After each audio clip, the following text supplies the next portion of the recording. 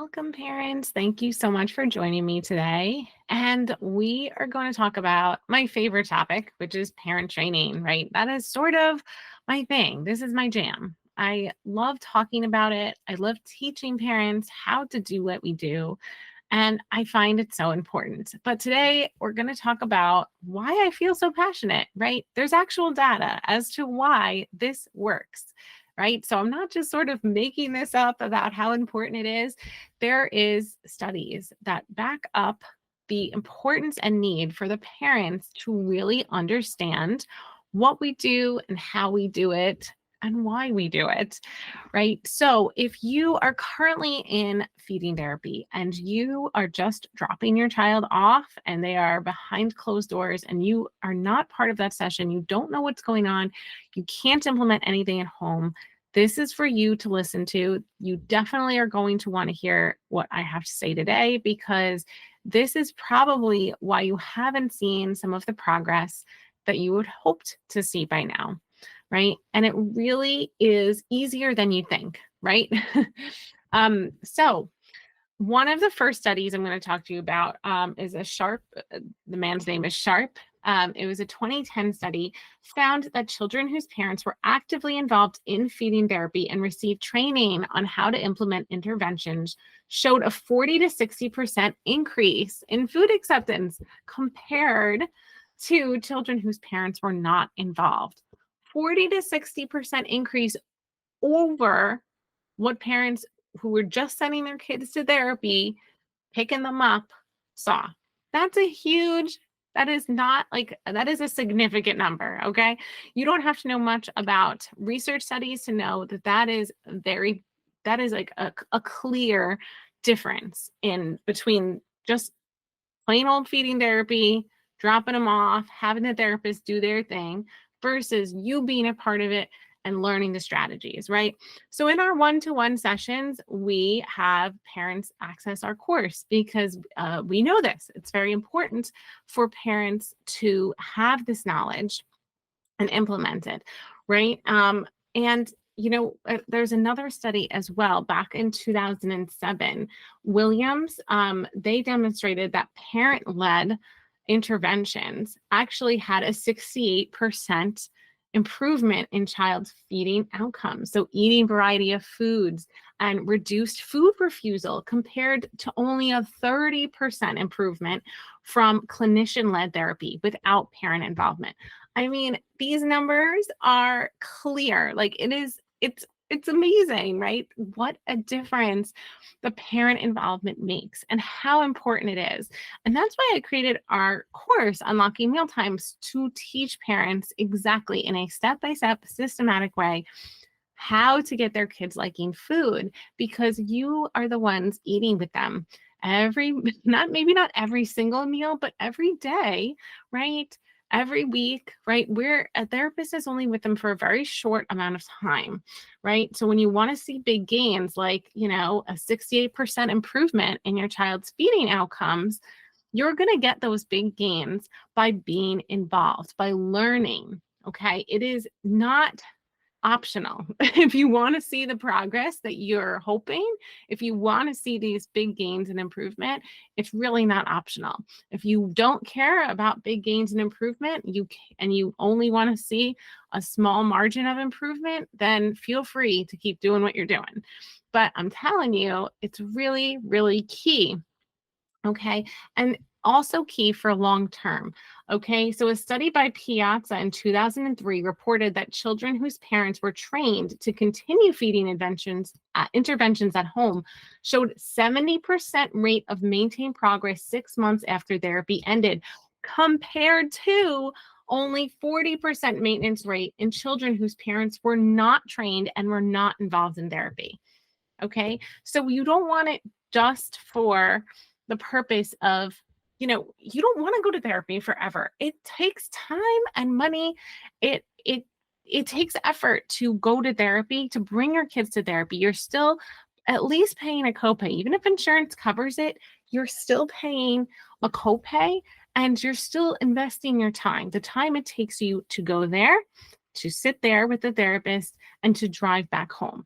Time that could be spent doing something else. To be perfectly honest, right? Your goal in life is not to keep your kids in different therapies, right? Especially for feeding, right? That should something that so many people feel so passionate about.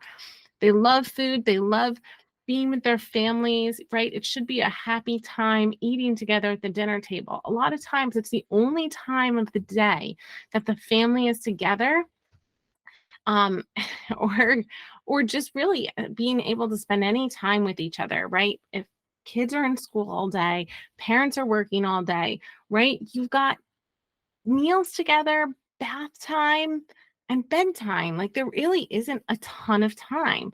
So it's really important to maximize and make the most of that time. We want our kids to be eating and happy about eating, right? So that long-term success, you are going to see progress faster. They're going to maintain that progress better if you do the work, parents, and you learn what to do. Okay. And even better, there's even another study in 2014, Blackman. He figured out that children whose parents participated in the therapy were 3 times more likely to generalize those skills across different settings. So, homeschool, restaurants, than those whose parents did not participate. So, threefold increase in generalization to different areas, right? Because who cares if the kid can eat in the therapist's office? That's not helpful to you. Okay. They have to be able to eat at school and at home. But parents being involved had a 3 times more likely increase in that generalization. So research is consistently showing parent involvement is key. It leads to significantly better outcomes in children. And, while of course every family and situation is different, I don't think those numbers should be ignored. I feel like they're very significant. And it's the driving force behind why we created Unlocking Mealtimes, because I knew how difficult it was, even if you were in the therapy room with us, to actually take in and absorb all that information, because you might have a little one on your hip that also needs your attention. Even if you don't, even if you're totally focused, you might be tired. You might be having an off day. It might not be the best time for you as the parent to be learning, right? So if you have a course where you can take it at your leisure, then you can learn when it's a good time for you to learn. It's not always a good time for everyone to be learning. Personally, I learn best when it's quiet. I actually like to learn best at night. After everyone's gone to sleep, that's my favorite time to log into courses and take my time. Some people love to do this early in the morning, but whatever it is, whenever is best for you, whenever you're going to be able to absorb it, learning in these little snippets of time with these short videos, over time, you're going to see huge results. And that's why our parents who do our course Unlocking Mealtimes make progress faster than our in-person one-to-one therapy. Yes, it is true. Our parents who do that work, who take that course, make way faster progress, right? It's really, these statistics are not just for 2003, 2014. It really does line up with what I see in my clinic now as well. Okay, so if this is you, please, you can start your journey, of course, with us, going to thepickeaterstest.com and finding out what type of eater your child is, so we can teach you how to make a plan specific to your child, right? And it'll teach you more about our course and how we help parents achieve all of their goals with their child. But that's a good place to start, is figuring out what type of eater your child is really the first step on that journey. So if you haven't already, please go take that test, and there's a link below as well. But hopefully we will see you on the inside. If not, we will see you again next week. I hope you guys have great, pleasant meal times and a great, happy week. We'll see you soon. Thank you for listening to How to Unpicky Your Picky Eater. To learn more about achieving your child's feeding goals, check out Christine's website at foodologyfeeding.com. And be sure to tune in next time to How to Unpicky Your Picky Eater.